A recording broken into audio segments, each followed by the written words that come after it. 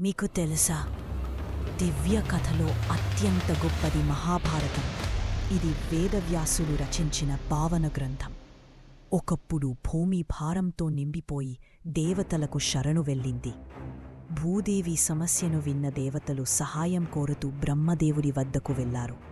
బ్రహ్మదేవుడు వారికి చెప్పాడు, విష్ణువు ఈ భూలోకంలో అవతరించి పాపాలను తొలగిస్తాడు.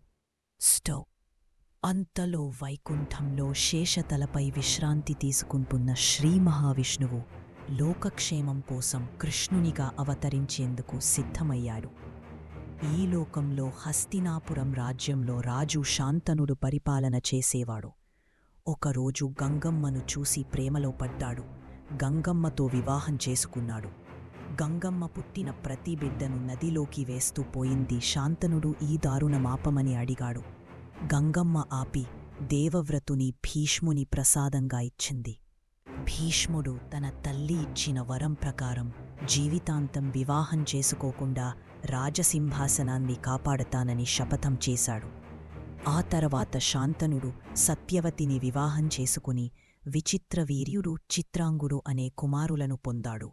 ఇలా మహాభారత గాథ ప్రారంభమైంది.